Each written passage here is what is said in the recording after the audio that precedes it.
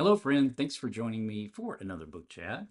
Today, let's spend a few minutes with The Winner by Teddy Wayne.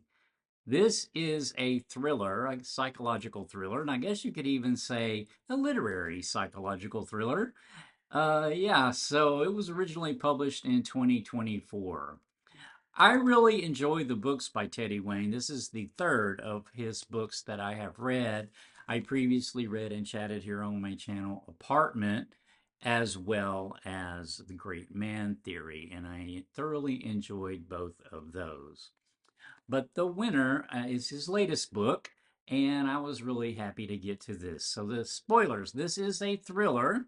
So, as you would expect, it has several plot twists and turns as we go along reading this book. So, I'm going to be very careful not to give away anything that I think would detract from a first time reader's experience with The Winner. So, what's this about in general? All right, so our main character's name is Connor O'Toole. He has just graduated law school. Now, he's a young man from a working class kind of background whose father committed suicide when he was fairly young. So, he was basically raised by a single mother without a lot of resources, but he wanted to be a lawyer. He picked up like a discarded tennis racket as a young boy, and began practicing with that. He did end up getting a mentor that sort of took him under his wing to some degree and at least provided him with some direction. But Connor spent a lot of energy practicing tennis and he became quite good at it. And therefore, he got a scholarship to a very good law school. At the point where the novel opens, it is the summer of 2020. So it is the summer of the pandemic. He's very concerned about his mother. He is a very dutiful son to his mother who has diabetes and she has struggles with insurance and paying for the medications and the health care that she needs. So that is a primary concern and worry of his, especially during the pandemic, where he's very concerned with how really the behavior of others as well is keeping his mother safe. He gets an opportunity, though, to spend the summer. So he's getting ready to take the bar exams, I guess, in the fall. But he gets this opportunity to spend the summer giving tennis lessons to wealthy people in this gated community. And he doesn't really want to do that. He really wants to focus on studying, for the bar, but he does need the money. And he feels like it would be relatively safe, pandemic wise, to be in this enclosed kind of community. And so he does take the job. Now, Teddy Wayne has this way of having his characters, usually they're male characters, who make bad decisions sometimes, but they're very likable. So Connor, I'm rooting for him. He's a kind of an everyman, but he makes some mistakes and he makes, some pretty big ones. But as us, the reader, as we're going along this journey with him, we can sort of see why he makes the decision that he does when he does it. But this leads him, one bad decision very often leads to another, because in order to sort of cover up the first bad decision, another bad decision sometimes happens. That's what we find ourselves in here, and it continues to spiral and spiral and spiral. But I don't want to give that away because that would be a bit of too much, I think, spoilers as far as what I expected. When I went into this book, I didn't really know anything about it. One thing to key in on though here is the title, The Winner. So Connor actually looks at life in the sense of a tennis player because this is how he's managed to get as far as he has. And so I've got some quotes that are going to kind of illustrate this, but Connor feels like he's an outsider in this gated community, really, because he doesn't really belong there, socioeconomically. He doesn't really fit in with them. And so he's got this um, sort of attitude that the people there are looking down on him and things like that. So he comes at that that look at the privileged class. We get this really good look at them, though. And I've got a quote coming up on that as well that I thought really sort of illustrated how he sees this privileged class of people in this gated community during the pandemic, as opposed to, for example, his mother and the life she's living during that time. Okay, so I don't want to really say anything more about the plot because we are taking on some twists and turns as different things happen. Connor needs money, and that's kind of, I'll give that much away. Kind of what starts it off all is kind of an easy way to make money. A lot of times when there's an easy way to make money, it might even seem like it's kind of a no strings thing, but very, very often money just has strings to it, kind of by default. And in this case, those strings got really long on poor Connor.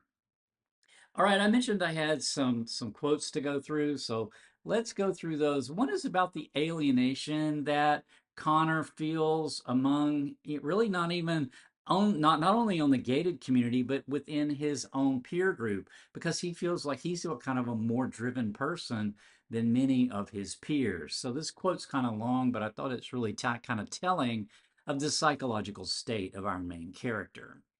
And the quote says, but his alienation from his peers wasn't just from the gap in responsibilities, nor was it the fact that he was always a little lost when they gossiped in slang he was behind the curve on about a new TV show or song or celebrity or something trending on the internet.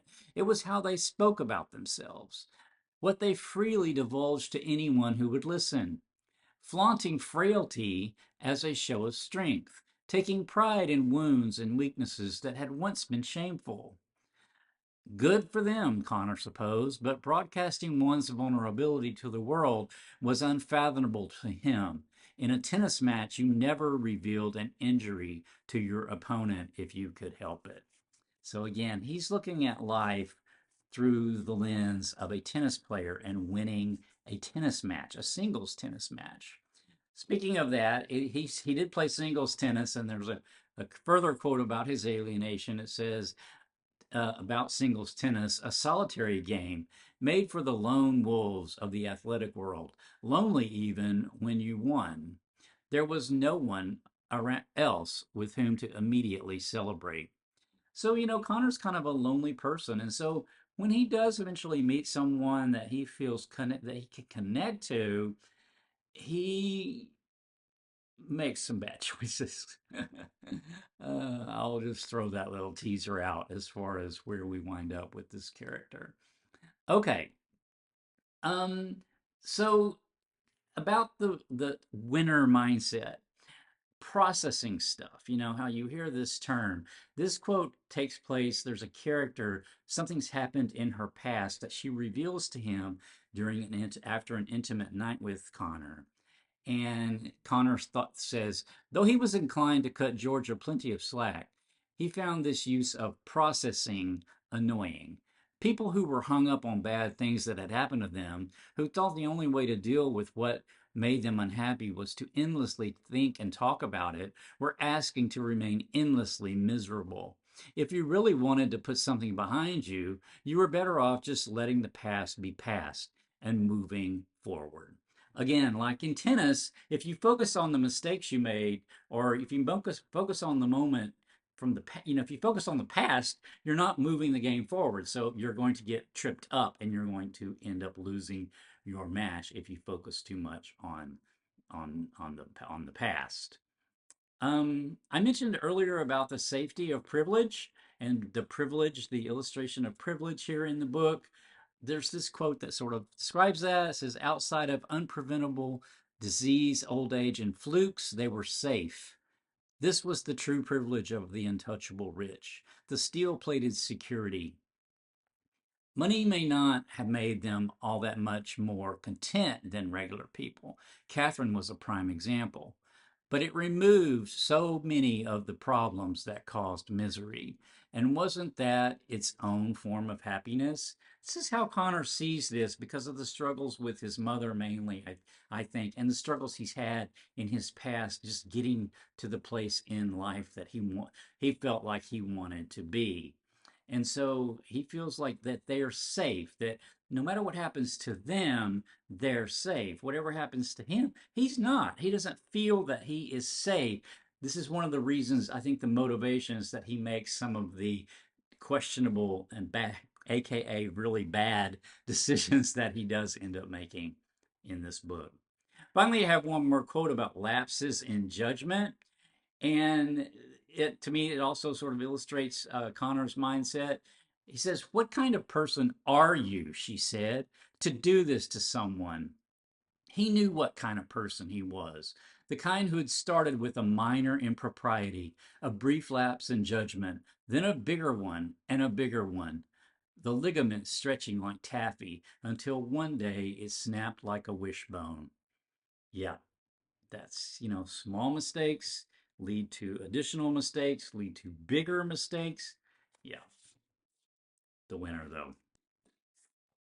Teddy Wayne, the winner. I really enjoyed this. I'm anxiously awaiting Teddy Wayne's next book because I really like the way he writes. However, in the meantime, I do have an older book of his that I have not read called The Loner, and that is on my reading list yet for this year. So I should get that read and have a chat on it coming up soon. So now, till next time, though, take care.